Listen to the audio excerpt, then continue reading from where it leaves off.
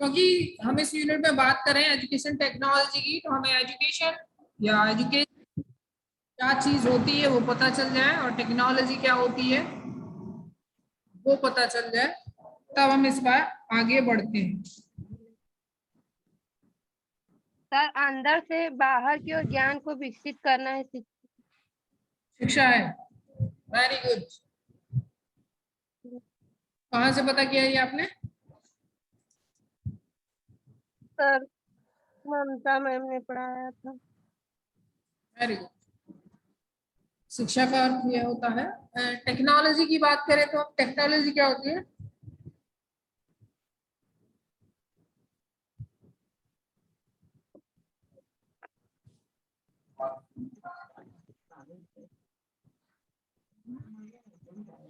Technology के बारे में बात करें तो जब हम टेक्नोलॉजी की बात करते हैं तो कोई भी ऐसी चीज जो ह्यूमन के काम को आसान कर देती है। अगर हम बहुत ही लेमैन लैंग्वेज में बात करें तो ऐसी चीजें या ऐसी क्रिया या ऐसी प्रोसेस जो ह्यूमन के काम को बहुत आसान कर देती है, उसको हम टेक्नोलॉजी के अंडर में रखते हैं। जैसे कि समझने का प्रयास करिएगा, पहले क्या होता था, आपको कहीं दूर किसी व्यक्ति से कांटेक्ट करना है, आपके किसी रिलेटिव से, तो या तो आप उसके पास जाते थे जब हम पहिए का आविष्कार नहीं कर पाए थे या ट्रांसपोर्टेशन का इतना डेवलप नहीं कर पाए थे, उसमें टाइम लगता था। फिर जब ट्रांसपोर्टेशन का डेवलपमेंट हो गया, बसेस आ गई और प्राइवेट ट्रांसपोर्टेशन आ गया, आपके अपने व्हीकल आ गए, साइकिल आ गई, मोटरसाइकिल आ गई, कार आ गई, तो आपका ट्रांसपोर्टेशन इजी हो गया। तो हम इसको क्या कह देते हैं, ये भी टेक्नोलॉजी सेक्टर में आता है, उसका हम ट्रांसपोर्टेशन टेक्नोलॉजी कह देते हैं। क्योंकि हम मोटर व्हीकल्स की बात करते हैं तो उसको ऑटोमोबाइल टेक्नोलॉजी के अंदर में रखते हैं। ठीक है। इसके बाद अगर हम कम्युनिकेशन की बात करें तो अगर हमें कम्युनिकेशन करना होता था किसी दूर बैठे किसी व्यक्ति से, तो क्या होता था कि या तो हम उसे, जब चिट्ठियों का डेवलप हो गया था तो चिट्ठियां लिखते थे और उसमें 3 या 4 दिन लग जाते थे, फिर उसका आंसर आ पाता था। लेकिन जैसे जैसे मोबाइल का या टेक्स्ट का या डॉट फोन का डेवलपमेंट हुआ तो थोड़ा ये इजी हो गया। फिर जब स्मार्टफोन आए तो फिर और सारी चीजें इजी हो गई।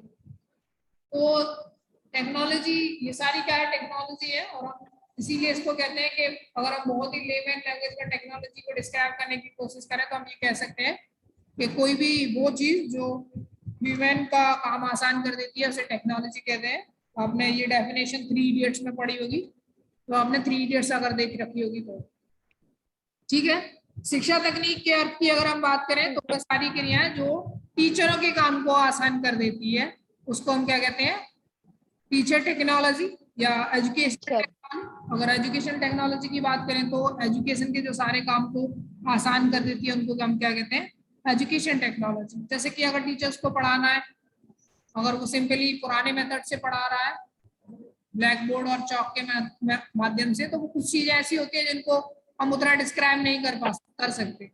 जैसे कि अभी अगर हम बात करें, अभी हम ऑडियो विजुअल का इफेक्ट का हेल्प लेते हैं। मान लीजिए आपको किसी भी इंटरनल ऑर्गन को डिस्क्राइब करना है, मान लीजिए आपको सेल के स्ट्रक्चर को डिस्क्राइब करना है, अगर आप पुराने मेथड्स के पास जाओगे तो वहां पर आप डायग्राम बनाओगे ब्लैक बोर्ड पे, फिर उसको डिस्क्राइब करने का प्रयास करोगे, लेकिन फिर भी उतना इफेक्टिव बच्चों तक नहीं पहुंच पाएगा। बहुत सारी होती है जिनको वो अपने पूरे एजुकेशन सेशन में नहीं सीख पाते हैं। जैसे कि अगर सेल में अगर हम सेंट्रोसोल्स की बात करें जाए तो सेंट्रोसोल्स का कॉन्सेप्ट बच्चों के दिमाग में नहीं बन पाता है, या फिर सेल्स में कौन कौन सा ऑर्गन कहाँ रहता है, किस तरह से रहता है, ये कॉन्सेप्ट भी नहीं बन पाता है।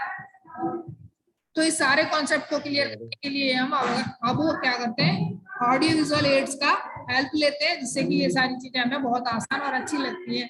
हम अब डिजिटल वर्ल्ड का बात करते हैं और हम जब वीडियोस के थ्रू पढ़ते हैं तो हमें और कुछ ज्यादा समझ में आता है। इसी में अगर टेलीविजन है, माइक्रो टीचिंग है, सिमुलेटिंग टीचिंग है, जो क्या करता है, शिक्षकों की शिक्षण क्रिया में हेल्प करता है और उनको उनसे जो संबंधित जो भी प्रॉब्लम आती है उनको वैज्ञानिक ढंग से हल करने का प्रयास करता है। तो इसको हम एजुकेशन टेक्नोलॉजी के अंतर्गत रखते हैं। फिर अगर हम बात करें कि बहुत सारे एजुकेशनिस्ट हैं जिन्होंने एजुकेशन टेक्नोलॉजी के बारे में अपने विचार बताए, उनको देख लेते हैं। सबसे पहले आते हैं जियोलीथ, जियोलीथ। तो जियोलीथ ने क्या कहा है तकनीकी शैक्षिक तकनीक के रूप में कि शिक्षा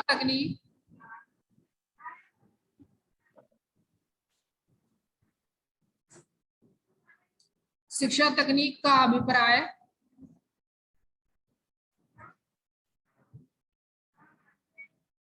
शिक्षण एवं अधिगम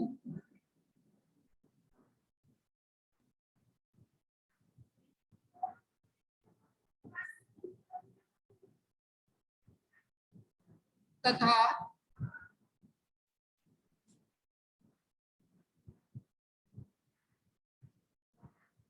अधिगम की परिस्थिति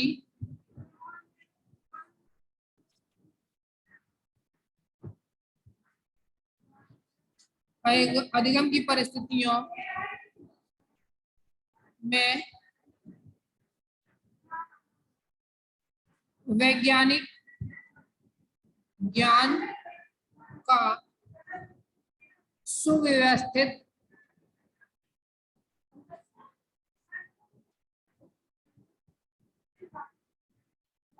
अनुप्रयोग है,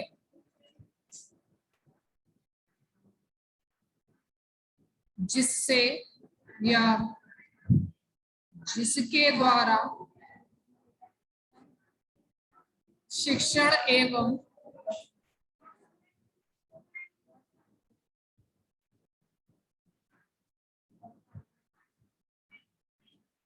प्रशिक्षण की कार्यक्षमता में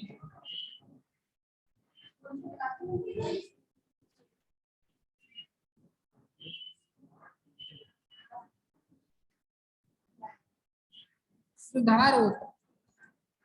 ठीक है, तो जियोलीथ ने कुछ इस प्रकार से डिफाइन करा या शैक्षिक तकनीक के बारे में अपने विचार बताने का प्रयास किया है, जिसमें कि उन्होंने बताया कि शिक्षा तकनीक का अभिप्राय शिक्षा एवं अधिगम तथा अधिगम की परिस्थिति में वैज्ञानिक ज्ञान को सुव्यवस्थित अनुप्रयोग है, इसके द्वारा हम क्या करते हैं शिक्षण एवं प्रशिक्षण के कार्य को सुधारते हैं या कार्य में की क्षमता के सुधार लाते हैं, ऐसा उन्होंने कहा। नेक्स्ट है रॉबर्ट ए कॉक।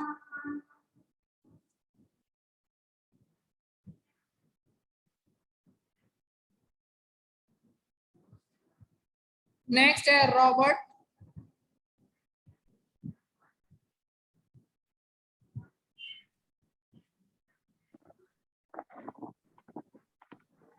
ए कॉक्स। देखिए इन्होंने कहा है कि मानव की सीखने की परिस्थितियों में मानव की सीखने की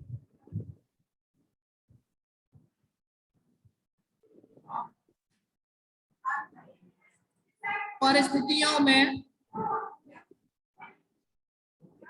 वैज्ञानिक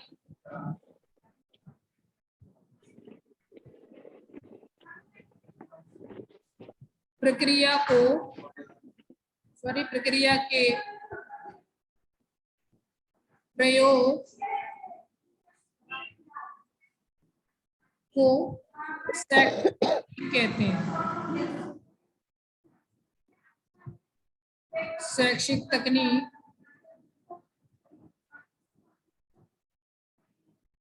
कहते हैं। तो रॉबर्ट ए कॉक्स का कहना है कि मानव की सीखने की परिस्थितियों में वैज्ञानिक प्रक्रिया के प्रयोगों को शैक्षिक तकनीकी कहते हैं। ठीक है, education technology is the application of science process to a man's learning conditions. इसके बाद है जॉन पी डेसिको। नेक्स्ट है जॉन पी डेसिको।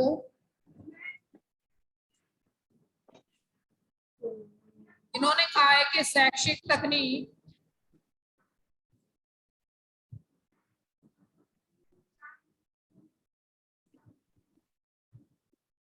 शैक्षिक तकनीकी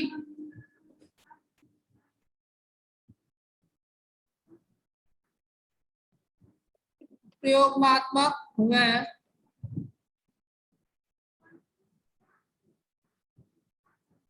व्यवहारिक शिक्षण समस्याओं को समझने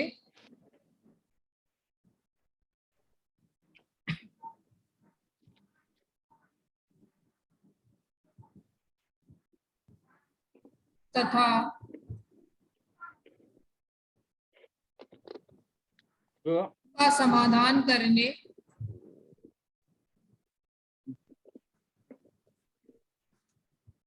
के लिए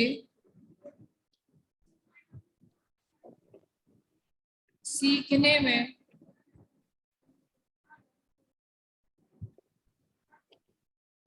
मनोविज्ञान का विस्तृत प्रयोग है। मनोविज्ञान का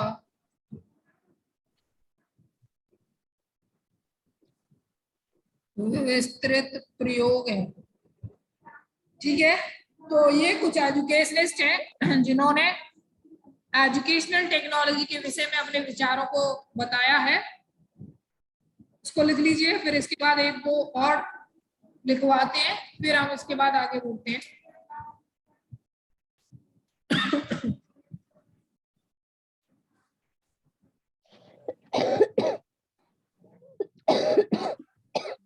दवा लीजिए, ध्यान रखिए अपनी सेहत का।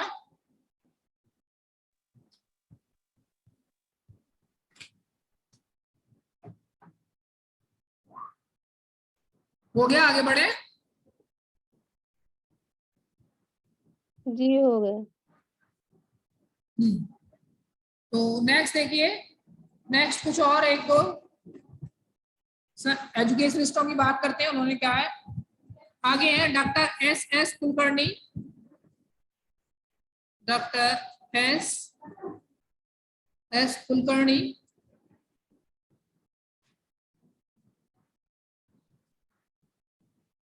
देखिए, इन्होंने क्या कहा है कि तकनीकी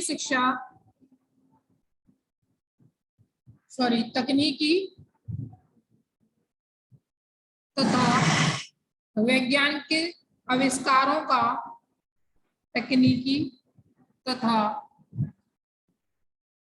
विज्ञान के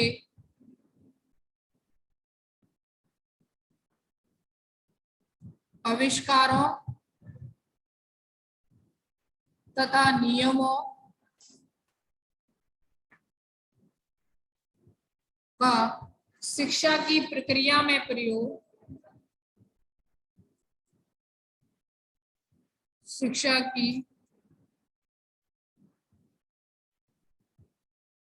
प्रक्रिया में प्रयोग करने को ही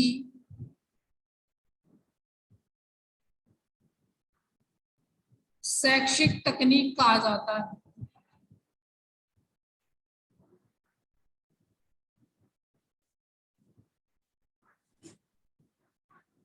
ठीक है, तो ये एस एस कुलकर्णी जी का कहना है कि तकनीकी शिक्षा क्या है, तकनीक तथा विज्ञान के आविष्कारों तथा नियमों का शिक्षा की प्रक्रिया में प्रयोग करना शैक्षिक तकनीक कहा जाता है। आगे देखते हैं, एक और एजुकेशनिस्ट है प्रोफेसर एस के मित्रा। इन्होंने कहा है कि शैक्षिक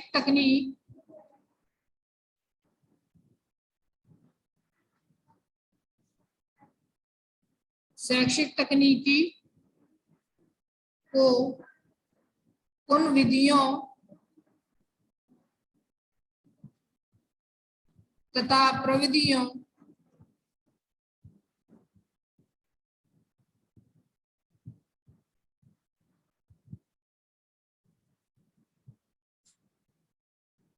का विज्ञान माना जा सकता है?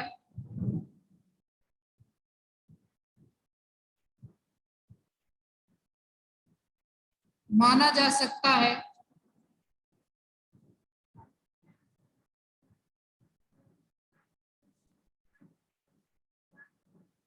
जिसके द्वारा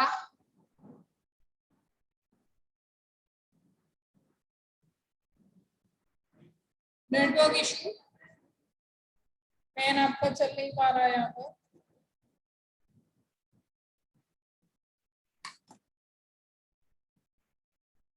ठीक है। फिर इसके बाद का नेक्स्ट क्लास में कंटिन्यू करते हैं, क्योंकि यहाँ पर हमारा पेन अभी बिल्कुल भी नहीं चल पा।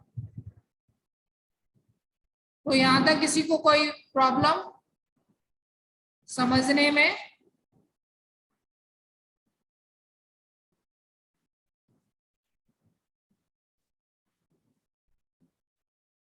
बोलिए क्लास, चलिए